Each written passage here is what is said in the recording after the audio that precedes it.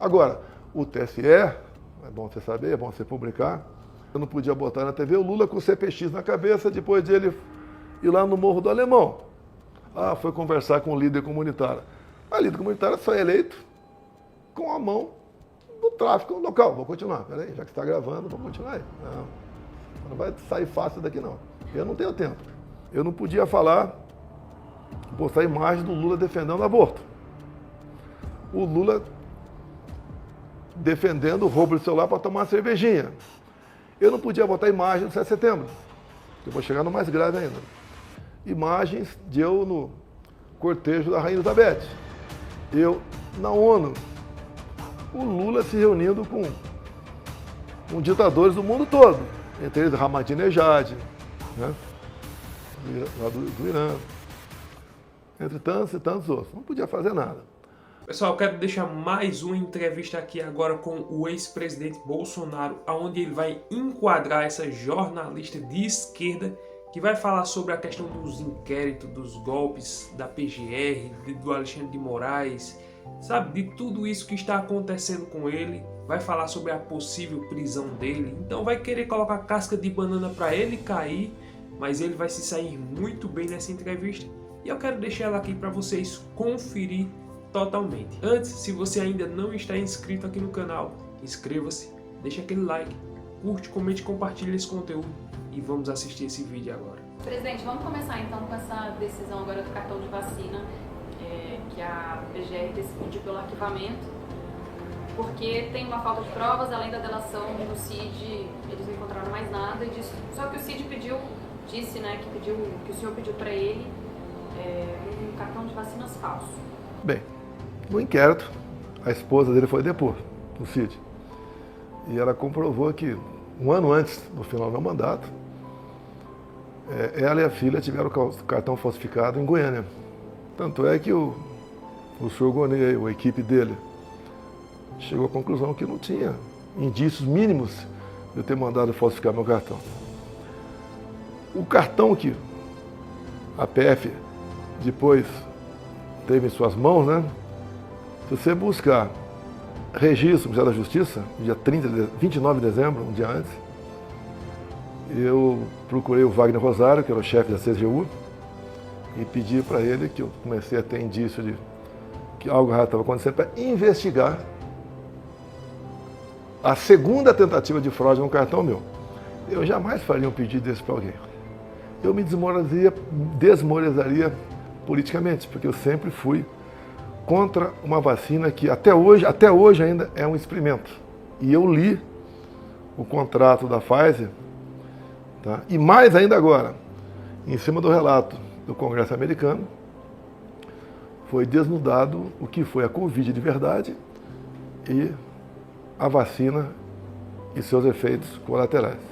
Se fosse a Lava Jato, eu tinha anulado tudo, tá? Mas como eu não sou tão poderoso assim, porque a pesca probatória, o Fish Expedition, até por jurisprudência do Supremo, isso não pode estar proibido de existir.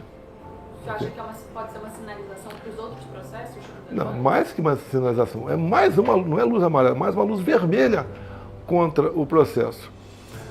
Porque, como diz a jurisprudência, eu não sou advogado, né, estou aprendendo de tanto apanhar ou ouvir, você não pode, ao investigar cartão de vacina, olhar do lado ali, apareceu presentes, apareceu artigo estado de sítio. Não pode fazer isso aí. Presidente, o CID acompanhou o senhor de perto, foi seu braço direito durante muitos anos. O senhor já falou que ele foi como filho para o senhor. Ele foi a sua maior decepção? Olha só, quando eu falo isso, é que o pai dele é de artilharia, formado no mesmo ano meu, 77. Aí foi a afinidade com o CID. E não é apenas o CID. Eu tive sempre, ao longo de 4 anos, 4 ajudantes de ordem. Você não ouve falar de nenhum dos outros 3. Nenhum. O CID, no meu entender, ele tinha excesso de iniciativa, tá? A gente percebe isso com o tempo. E quando apareceu a falsificação no telefone dele, no meu entender, ele foi chantageado pela Polícia Federal. Ameaça de prisão da filha e da esposa que haviam falsificado. Aí isso daí leva a crer que eu estou falando a verdade, tendo em vista que certa vez ele conversou com alguém e esse alguém gravou e a Folha de São Paulo publicou esses áudios gravados do Cid. E o Cid, desabafando, fala: os caras me ameaçam 30 anos de cadeia. Então o Cid foi torturado para falar isso aí. Eu não vou dizer se foi decepção, estou feliz ou não. Cada um aí toma aí a sua linha, né, para se defender. E da minha parte, estou tranquilo porque eu tenho a verdade do meu lado. Presidente, no caso da trama golpista que foi julgada essa semana, o senhor se tornou réu. O senhor falou que conversou já com auxiliares sobre alternativas, mas não sobre ruptura. Quais foram essas alternativas, então? Olha, para você chegar aí, você tem que dar um pouquinho um passo atrás. Eu sempre desconfiei das urnas eletrônicas, desde 2012. Não foi de agora. Junto com outros parlamentares, como Flávio Dino, Carlos Lupe, tá? E mais uma dezena deles. E o ministro Fux, eu não sei qual a função que ele estava no TSE, me convidou, eu fui conversar com ele, e ele começou a falar das medidas que estavam tomando para implementar o voto impresso em 2018. Tá? Eu fiquei feliz, obviamente. Ele falou: só podemos, dada uma situação financeira e tempo, fazer com que 5% das sessões tenham voto impresso.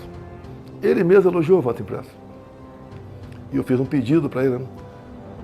Ministro, o senhor pode pulverizar as urnas pelo Brasil?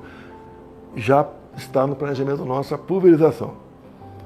E eu vi lá umas urnas também, muito bonitas. Depois eu vi na televisão o próprio ministro Barroso e o ministro Gilmar Mendes mostrando como é que seria esse voto impresso ao lado da urna eletrônica, já com equipamento ali. Tá? Coisa mais linda. Bem, logo depois, por 8-3, por provocação da senhora Rosa Weber, que estava na PGR, o voto impresso foi tido como inconstitucional. Okay? Então, tivemos 2018. Eleição de 2018 da forma antiga. Quando acabaram as eleições de 2018, na primeira semana do mês seguinte, novembro, a senhora Rosa Weber recebeu uma denúncia de fraude, tá? Muito bem fundamentada, não foi feito por amadores, e ela, obviamente, ficou preocupada e determinou junto à Polícia Federal a instalação de um inquérito, que recebeu o número 1361. A pressa, no meu entender, dela, seria que, caso houvesse fraude, me tirar e botar o Haddad. Né? Bem, eu descobri esse inquérito, que eu não sabia que tinha sido investigado, em meados de 21. Né?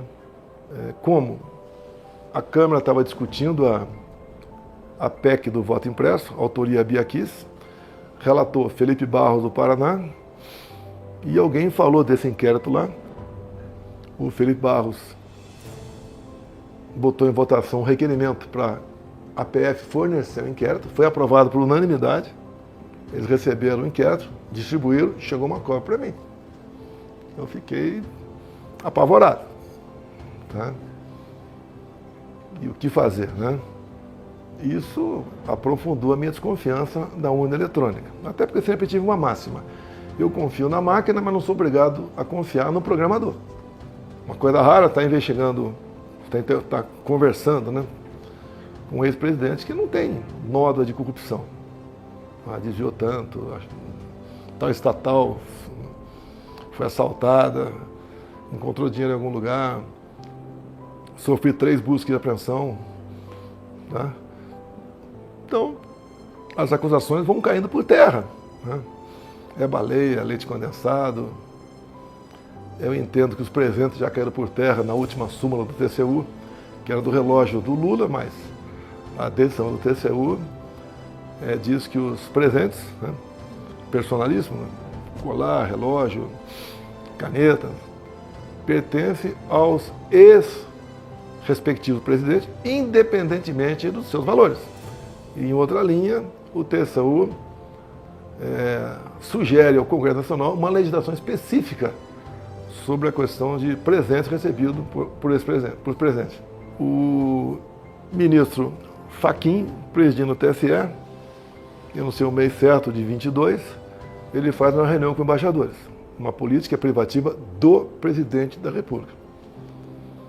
Lógico, fiquei sabendo do que aconteceu. O mais importante, ele praticamente apelou para os senhores embaixadores, nos 60, que tão logo acabasse o resultado, tão logo o TSE apontasse o vencedor das eleições, vocês devem fazer gestões juntos aos seus respectivos chefes de Estado para reconhecer o vitorioso. Ué, não entendi, né? Porque sempre cabe, depois das eleições, até previsto em resoluções de lei que você pode recorrer.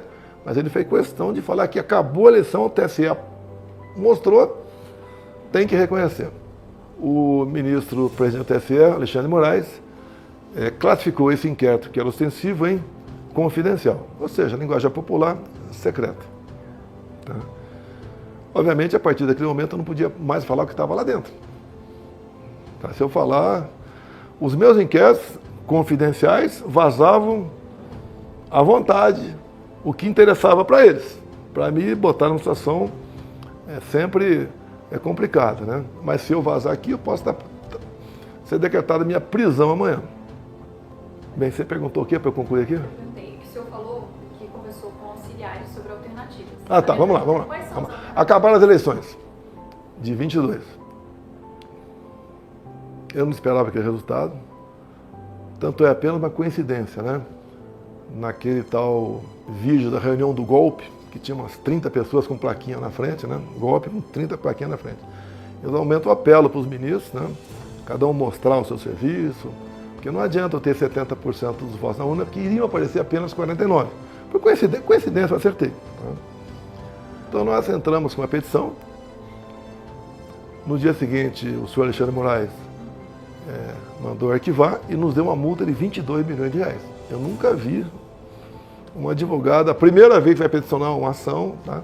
Tudo bem. Nós reunimos aqui, naquela época eu podia falar com o Valdemar, reunimos. Qual é a conclusão? Se a gente recorresse, a multa podia passar para 200 milhões, ou podia até ter o registro cassado do partido. O que pode fazer? Se eu não vou recorrer à Justiça Eleitoral, pode ir para onde? Eu sempre falei em 4 linhas da Constituição, e assim eu agi ao longo do mandato. Você deve se lembrar, toda semana eu tinha uma ação do Supremo em cima de mim, ao longo dos 4 anos de mandato. Fala da minuta do golpe especificamente. Mas quando você fala em minuta de golpe, a da casa do Anderson, agora eu tenho que perguntar para você. Ele fala, e depois ele fala que foi editado. Inclusive depois... Tá, tudo bem. Então o que acontece? Pediu para editar e tirar... Eu tive acesso à minuta da casa do Anderson. Você vê, um parágrafo fala ali intervenção no TSE. O resto, 2 páginas, cópia da nossa Constituição. E o que é estado de defesa do sítio. Né?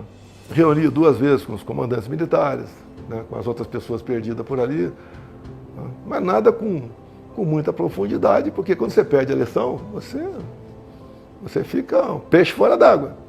Metade do seu ministério, você tem que tomar cuidado para conversar com os caras, né?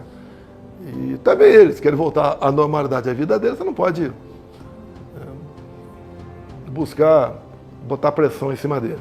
E daí, entrando no processo, né, até no depoimento do comandante do Exército, ele fala que foi discutida possibilidades de dispositivos constitucionais. Qual o problema? Nenhum. Então foi conversado rapidamente, chegando à conclusão que não podia ir para frente, que poderíamos até ter razão no que nós conversamos, tá? Mas não iria para frente e estava encerrado o negócio. Agora, o PGR foi para o final, se não me engano, para estado de sítio, estado de defesa. Estado de defesa, o sítio, o primeiro passo é convocar os conselhos da República e da Defesa. Isso não foi convocado, então não houve nem cogitação de nada. Se eu não convoquei estado de defesa e sítio, não se pode falar em assinar um decreto.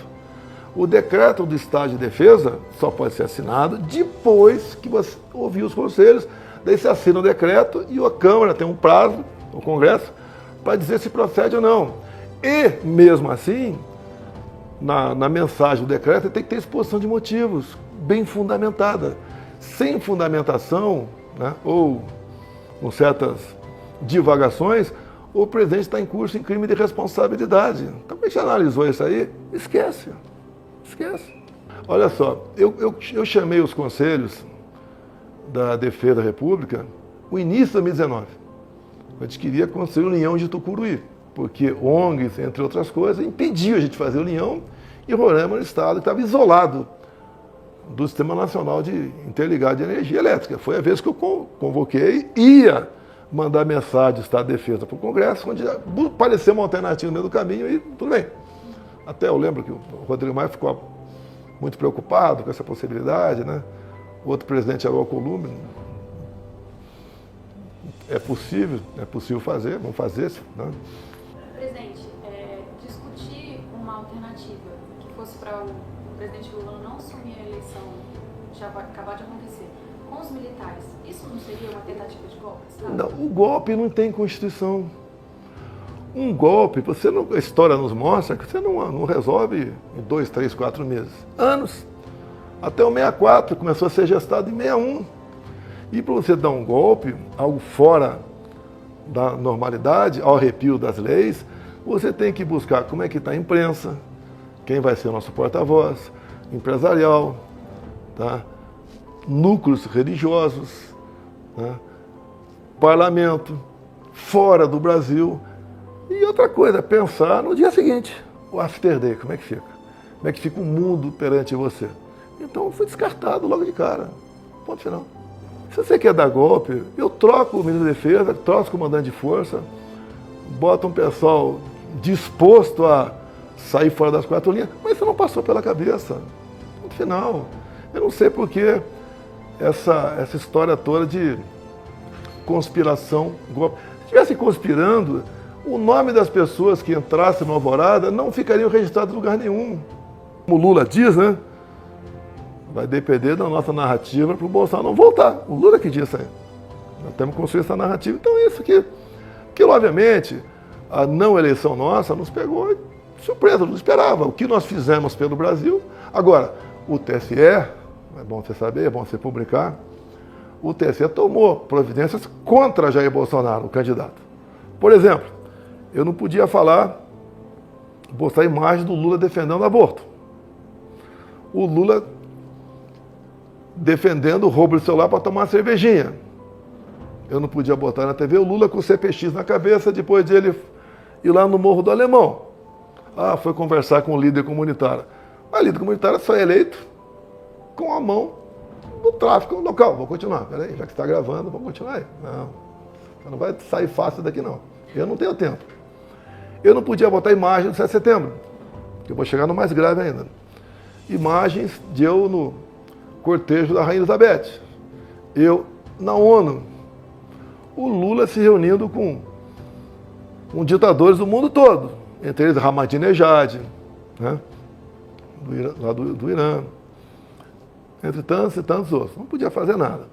E se você quiser aprender a fazer de 2 a 5 mil reais, clica no link no primeiro comentário fixado. Lá tem uma aula gratuita te ensinando passo a passo de como fazer de 2 a 5 mil reais aqui na internet. Isso é totalmente possível. Sem enrolação, não é jogo, não é tigrinho, não é aposta, nada disso. É uma aula totalmente gratuita. Clica no link, tá lá no primeiro comentário fixado e também aqui na descrição.